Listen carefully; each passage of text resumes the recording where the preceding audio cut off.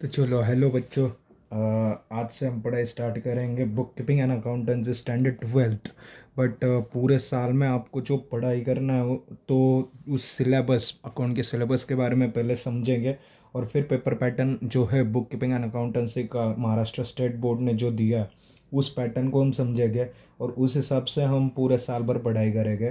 तो आपको book keeping and accountancy जो standard 12th HSC board Maharashtra state board का जो सिलेबस है उसमें पूरे साल में कौन से टॉपिक पढ़ना है। तो सबसे पहला जो टॉपिक है आपको बोला है इन्होंने यहाँ पे, तो वो है introduction to partnership and partnership final account. तो आपने 11th में जो लास्ट टॉपिक पढ़ा था final account of sole proprietorship, बस वैसे ही सेम सेम टॉपिक है। आपको बस पार्टनरशिप का फाइनल अकाउंट करना है। वहाँ पे सिंगल ओनर था या तो दो या दो से ज़्यादा ओनर हो गए, उनका आपको फाइनल अकाउंट करना है। सर फाइनल अकाउंट क्या होता है क्या नहीं वो सब बाद में देखेंगे।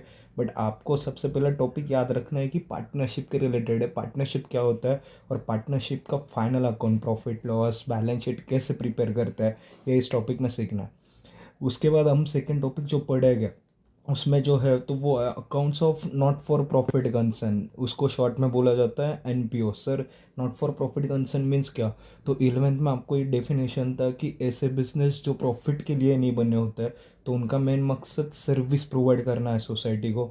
जो उन NGOs होते हैं उसको उनका अकाउंटिंग हमें इसमें सीखना है। तो 11th में हमने इसका बस डेफिनेशन पढ़ा था। बट 12th में हम इसका अकाउंटिंग कैसे करते हैं। जैसे आप बोलोगे कोई ट्रस्ट होता है या कोई स्कूल होता है, कॉलेज होता है, हॉस्पिटल होता है, तो वो तो प्रॉफिट के लिए काम नहीं करते। हाँ बट आजकल के छोड़ दो, जो प्राइवेट है वो प्रॉफिट के लिए करते हैं। बट जो ऐसे NGOs NPOs है ट्रस्ट, उनका भी अकाउंटिंग करना पड़ता है। तो वो अकाउंटिंग कैसे किया जाता है ये हम सेकेंड टॉपिक में देखेंगे। तो second topic not for profit concern है।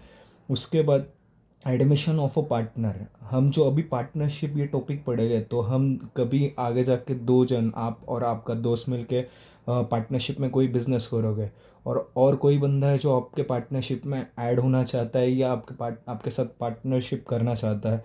तो वो आने के बाद एडमिशन लेने के बाद, एडमिशन मतलब वो थर्ड पार्टनर ज्वाइन करने के बाद आपका सारा अकाउंटिंग चेंज होता है। तो उसका अकाउंटिंग कैसे करना है, एडमिशन ऑफ पार्टनर, एक पार्टनर ऐड होता है कोई पार्टनरशिप में, तो उसका अकाउंटिंग कैसे किया जाएगा। तो वो थर्ड टॉपिक आपका जो है वो एडमिशन ऑफ पार्टनर। और जैसे अभी आपके पार्टनरशिप में कोई ऐड होना चाहता है, वैसे ही कोई रिलेशन ख़राब हो जाए तो फिर पार्टनरशिप में से रिटायरमेंट भी हो जाती है, या फिर किसी की एज हो जाए तो वो अभी काम नहीं करना चाहता आपके साथ तो वो रिटायर होना चाहता है। तो एक पर्टिकुलर एज के बाद कोई अनसाइन रिटायर होता है, वैसे ही बहुत सारे रीज़न होते हैं रिटायरमेंट के। तो जैसे पार्टनरशिप में कोई आपका ऐड करना है आपको, तो admission of a partner. And अगर आपके पार्टनरशिप में से कोई चला जाता है एनी रीज़न, तो उसको बोला जाएगा रिटायरमेंट ऑफ अ पार्टनर। तो फोर्थ टॉपिक जो पढ़ेंगे वो retirement of a partner. Fifth topic हमें जो पढ़ना है पूरे सिलेबस में से तो वो है डेथ ऑफ अ पार्टनर। देखो यहाँ पे सारा जो टॉपिक है आधा सिलेबस है वो उस पूरा पार्टनरशिप के ऊपर डिपेंड है।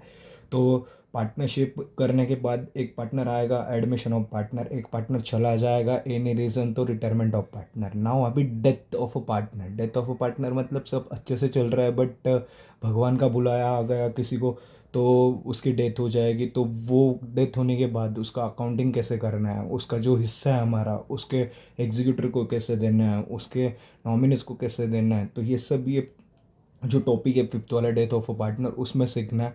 बहुत सारा सीखने मिलेगा। हाँ बट समझ लो कि 12th में एक्चुअल में करना क्या है, तो 5 टॉपिक तो आपको पार्टनरशिप के रिलेटेड ही करना है। तो ये याद रखो, फिफ्थ वाला टॉपिक है death of a partner. Next जो टॉपिक है dissolution of a partnership firm. अभी देखो एड आपने और आपके दोस्त ने मिलने पार्टनरशिप कर ली। पार्टनरशिप होने के बाद आपका और एक दोस्त आपके पार्टनरशिप में आना चाहता है, तो उसने एडमिशन ऑफ पार्टनर हो गया। और अब आप तीनों हैं उसमें से फिर एक को रिटायरमेंट होना है, मतलब रिटायर होना है किसी रीज़न की वजह से, तो रिटायरमेंट ऑफ अ पार्टनर। अभी आप तीनों हैं उसमें से एक की डेथ हो गई तो death of a partner. And now dissolution of a partner मतलब अब तीनों एक साथ नहीं रहना चाहते। तीनों एक साथ नहीं रहना चाहते तो मतलब क्या करना पड़ेगा, तो पार्टनरशिप बंद करनी पड़ेगी।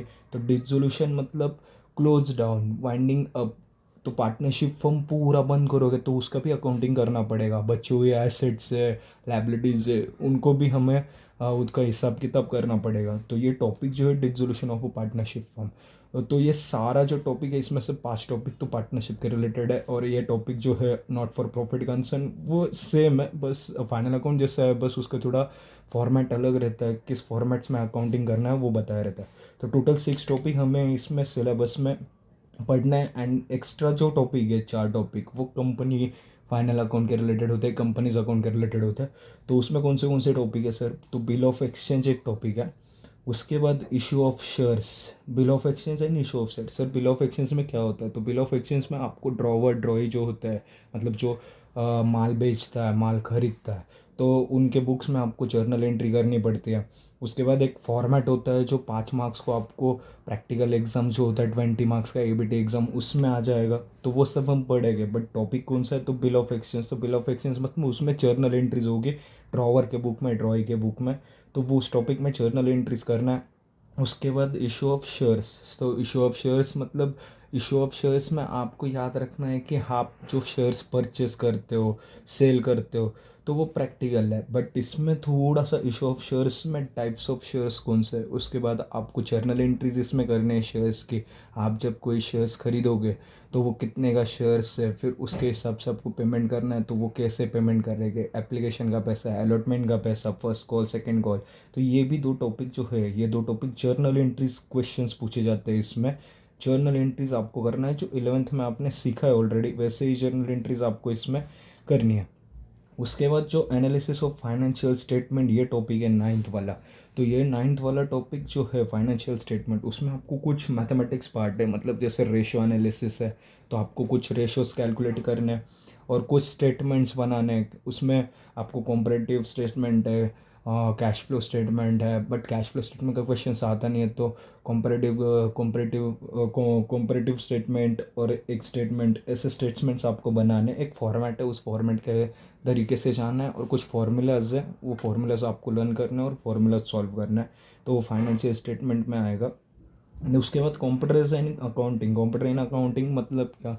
तो इसमें आपको सब थेरी पार्ट बोला उन्होंने। थेरी मतलब अकाउंटिंग करते टाइम कंप्यूटर का अगर यूज़ करोगे तो फिर क्या होगा, तो इसमें हार्डवेयर है, सॉफ्टवेयर है, उसके बाद आपको टैली है, उसके बाद इसका फीचर्स ऑफ कंप्यूटर अकाउंटिंग है।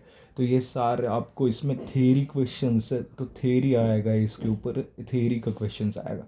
देन तो ये जो टॉपिक्स आपको पूरे 12th के सिलेबस में पढ़ने, मतलब पूरा साल जो है आपका फेब के स्टार्टिंग तक आपको जो भी करना है, जून से लेके, तो जून से लेके कोई कोई बच्चे पहले पढ़ाई करते हैं, बट उनका टेंशन नहीं लेना है हमें, हम आज से करेंगे। जब से कॉलेज चालू होता है तब से पढ़ाई करोगे, तभी भी 12th का पोर्शन सिलेबस कंप्लीट हो जाता है। बट बहुत सारे क्लासेस, बहुत सारे कॉलेजेस क्या करते हैं कि जल्दी जल्दी जल्दी पोर्शन ख़त्म कर देते हैं, सिलेबस ख़त्म कर देते हैं। हाँ, कॉलेजेस में दिसंबर तक सिलेबस कंप्लीट करना पड़ता है।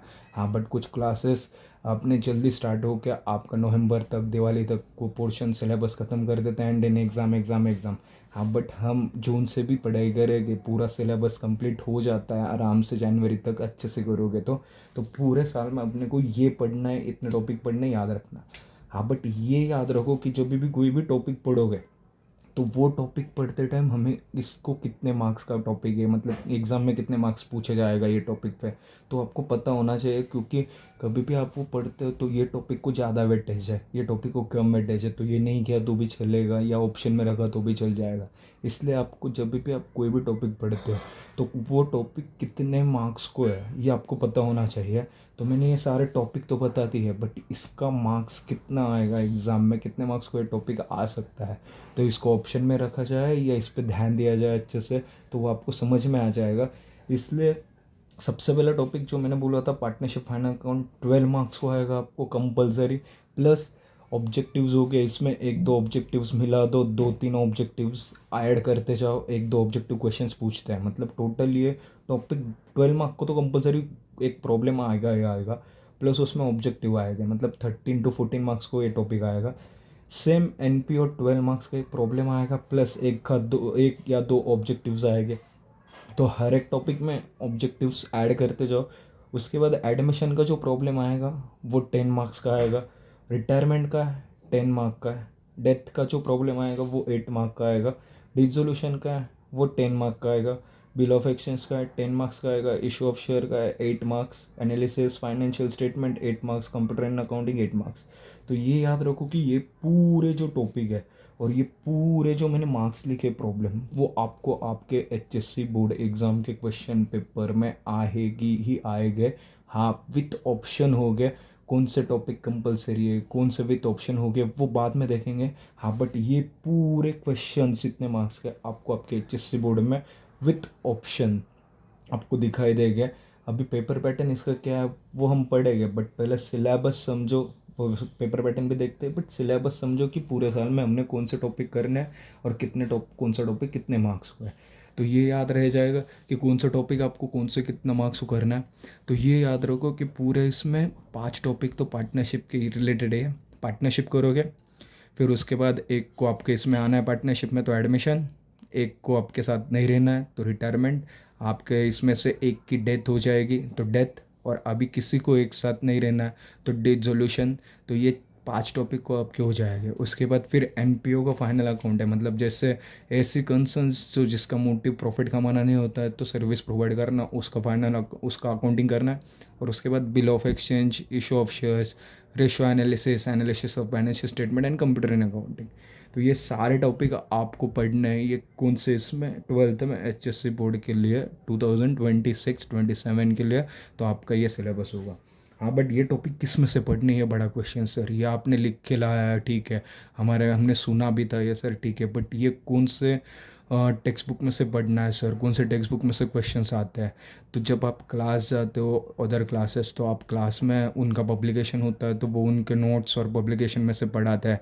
हाँ, बट आपको बोर्ड एग्ज़ाम में जो क्वेश्चंस आते हैं तो वो आपको उनका टेक्स्ट बुक जो होता है